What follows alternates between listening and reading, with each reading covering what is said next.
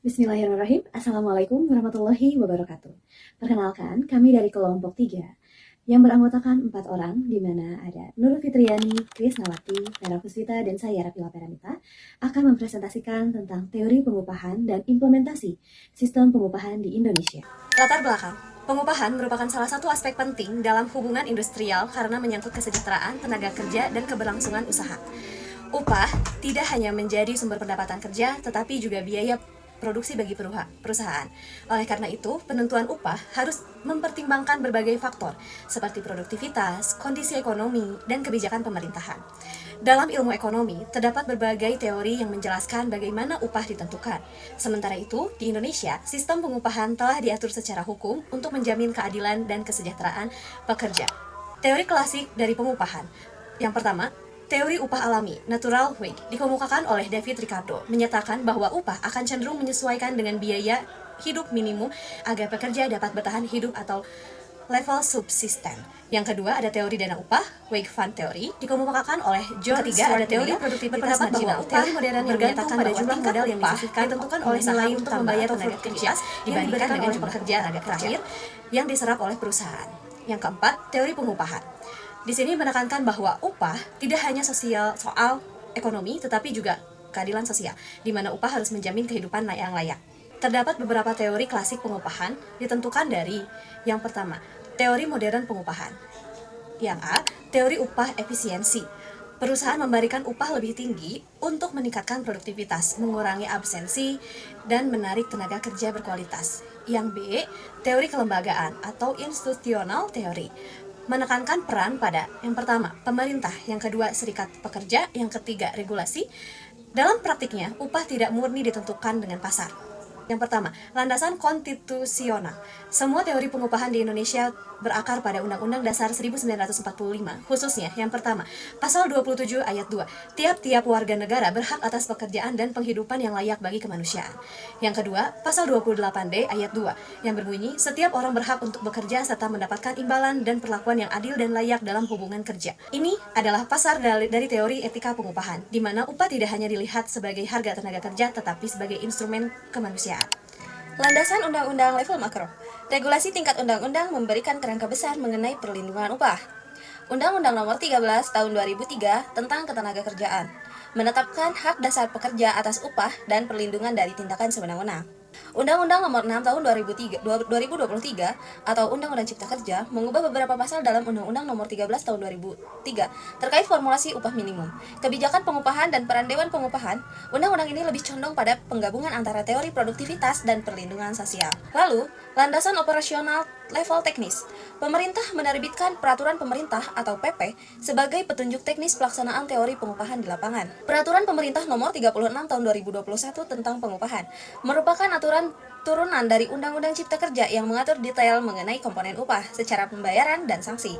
Peraturan Pemerintah Nomor 51 Tahun 2023 perubahan atas Peraturan Pemerintah Nomor 36 Tahun 2021, aturan terbaru yang memperkenalkan formula perhitungan upah minimum dengan variabel pertumbuhan ekonomi, inflasi, dan indeks tertentu. Indeks alfa ini mencerminkan kontribusi tenaga kerja terhadap pertumbuhan ekonomi berkaitan erat dengan teori produktivitas marginal. Lalu ada landasan implementasi internal. Secara mikro atau tingkat perusahaan, dasar hukum pengupahan diatur melalui yang pertama, Peraturan Menteri Ketenagakerjaan atau Permenaker Nomor 1 Tahun 2017 mengatur tentang struktur dan skala upah atau SUSU. Ini mewajibkan perusahaan menentukan upah berdasarkan nilai jabatan dan kompetensi sejalan dengan teori keadilan internal. Peraturan Perusahaan atau PP atau Perjanjian Kerja bersama PKB, kesepakatan tertulis secara pengusaha dan pekerja atau serikat pekerja yang mengatur detail nominal dan tunjangan di atas standar minimum pemerintah. Secara fundamental, tujuannya adalah untuk menyeimbangkan kepentingan ekonomi, keadilan sosial, dan stabilitas operasional perusahaan. Berikut adalah beberapa tujuan utama adanya sistem pengupahan. Tujuan sistem pengupahan menjamin taraf hidup layak tujuan sosioekonomis. Yang kedua, meningkatkan produktivitas dan motivasi atau tujuan insentif. Yang ketiga, menciptakan keadilan internal dan eksternal. Yang keempat, efisiensi alokasi biaya atau tujuan manajemen. Selanjutnya, komponen upah. Berdasarkan regulasi di Indonesia, khususnya PP nomor 36 tahun 2021 tentang pengupahan, komponen upah terdiri dari beberapa bagian yang bertujuan untuk memberikan kejelasan mengenai hak-hak finansial pekerja. Berikut adalah rincian komponen upah yang berlaku di Indonesia. Yang pertama ada komponen upah pokok yang bersifat tetap, contohnya gaji dasar sesuai jabatan. Yang kedua ada tunjangan tetap yang bersifat tetap, contohnya tunjangan jabatan. Yang ketiga, tunjangan tidak tetap bersifat variabel, contohnya uang makan berdasarkan absen. Yang keempat ada lembur atau overtime yang bersifat variabel, contohnya upah atas kerja tambahan. Yang keempat ada lembur atau overtime yang bersifat variabel, contohnya upah atas kerja tambahan. Yang kelima ada komponen potongan yang bersifat variabel, contohnya BPJS Kesehatan dan BPJS Ketenagakerjaan, serta PPh 21. Di Indonesia, berdasarkan regulasi terbaru PP nomor 51 tahun 2023, jenis upah minimum diklasifikasikan menjadi dua kategori utama. Yang pertama ada upah minimum provinsi atau UMP, berlaku di seluruh wilayah dalam satu provinsi. UMP adalah standar terendah yang ditetapkan oleh gubernur sebagai acuan dasar bagi seluruh kabupaten atau kota di bawahnya. Dan yang kedua, ada upah minimum kabupaten atau kota atau UMK, berlaku secara spesifik di wilayah kabupaten atau kota tertentu. Nilai UMK harus lebih tinggi dari UMP. Jika di suatu kabupaten atau kota belum ditetapkan UMK, maka wilayah tersebut wajib mengikuti nilai UMP. Tujuan upah minimum. Penerapan upah minimum memiliki tujuan multidimensi. Yang pertama sebagai jaringan pengaman atau safety net, mencegah pengusaha membayar upah di bawah batas kelayakan hidup yang paling dasar. Ini melindungi pekerja dari praktik upah murah. Selanjutnya ada struktur upah minimum. Struktur dalam konteks upah minimum merujuk pada bagaimana angka tersebut disusun dan kepada siapa ia diberlakukan. Yang pertama ada subjek penerima. Upah minimum hanya berlaku bagi pekerja dengan masa kerja kurang dari 1 tahun.